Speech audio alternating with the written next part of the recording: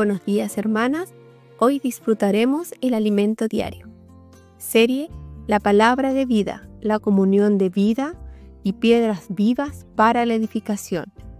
La epístola de Juan y Pedro.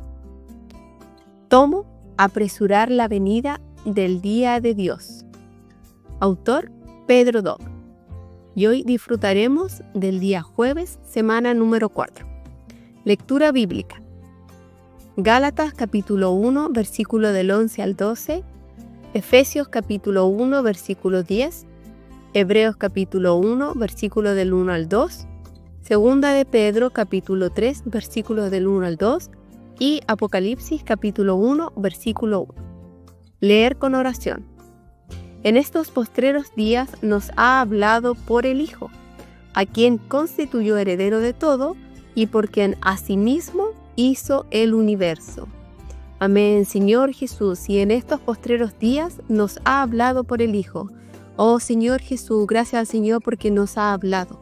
Señor Jesús, por medio del Hijo, a quien constituyó heredero de todo. Sí, Señor Jesús, gracias Señor porque es el Hijo.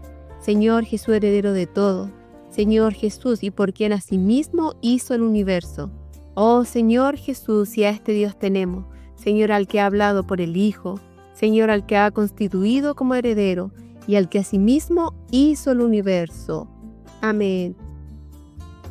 La palabra profética nos conduce al encabezamiento de Cristo. Los discípulos que estaban dispersos a causa de la gran persecución en Hechos, experimentaron la vida de la iglesia en resurrección. Ellos no participaron de la mezcla de la ley con la fe que había penetrado en la iglesia en Jerusalén, y fueron los destinatarios de las dos cartas de Pedro. Los que permanecieron en Jerusalén dejaron de vivir según las enseñanzas de Pedro y comenzaron a vivir de una manera diferente. Por eso surgieron entre ellos muchos falsos maestros y burladores que no reconocían a Pedro como apóstol ni como canal de la palabra profética y trataban de influir en los que estaban dispersos, que vivían en pureza y seguían la línea de la fe y de la vida. Fue a estos, de limpio entendimiento, que experimentaron una fe genuina y pura en la iglesia primitiva en Jerusalén, a quienes el apóstol Pedro escribió, recordándoles las palabras de los profetas del Antiguo Testamento y los mandamientos del Señor enseñados por los apóstoles. En el Nuevo Testamento los apóstoles no hablan sus propias palabras, sino que enseñan el mandamiento del Señor y Salvador.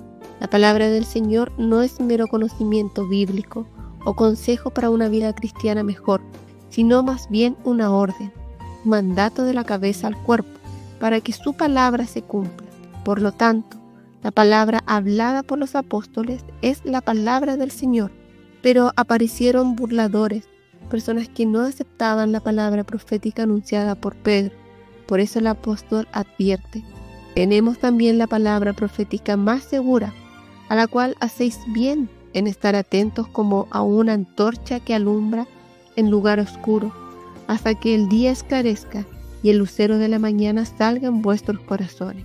Palabra profética brilla como una antorcha en una noche oscura, y la orientación que nos da durará hasta que el Señor regrese. Pedro demostró que su palabra era la palabra profética, que venía del Señor, y por lo tanto un mandamiento del Señor y Salvador. Los burladores afirmaban que Pedro inventaba fábulas ingeniosas cuando decía haber visto a Jesús en gloria en el monte de la transfiguración, sin poder demostrarlo, pues solo Jacobo, Juan y él presenciaron el hecho. Los burladores también cuestionaban el regreso del Señor, considerándolo retrasado, despreciando así las palabras de los apóstoles. Dios no está limitado al tiempo y al espacio. Mas, oh amados, no ignoréis esto, que para con el Señor un día es como 1000 años, y 1000 años como un día. El Señor no retarda su promesa, según algunos la tienen por tardanza, sino que es paciente para con nosotros, no queriendo que ninguno perezca, sino que todos procedan al arrepentimiento. Nuestro Dios vive en la eternidad, porque así dijo el alto y sublime, el que habita la eternidad, y cuyo nombre es el Santo.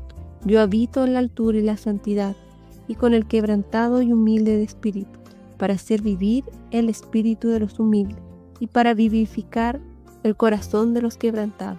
Quien está en la eternidad no está restringido por el tiempo ni el espacio.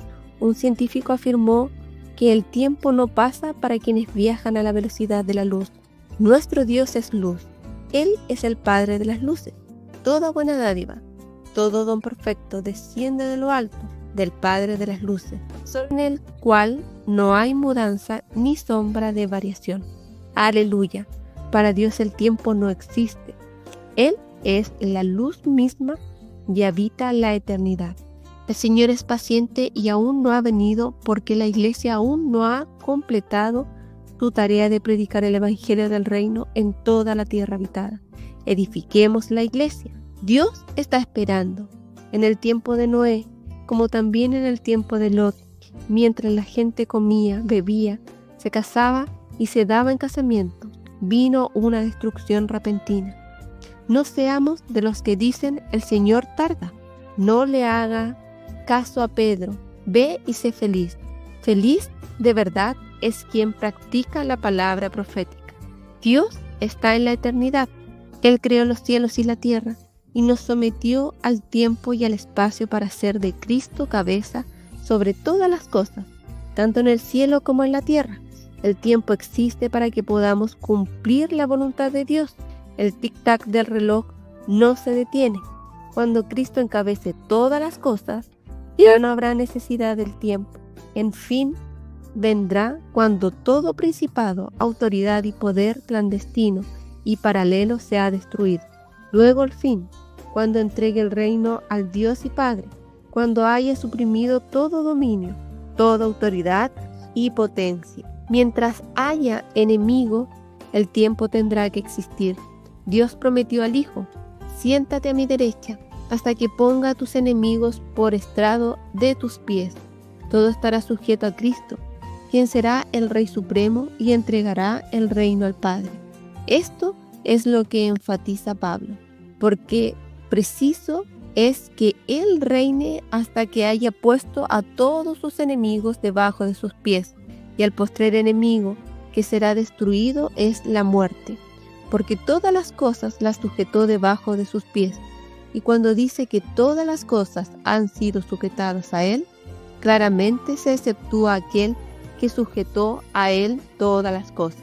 El Padre no está sujeto al Hijo, sino el Hijo está sujeto al Padre.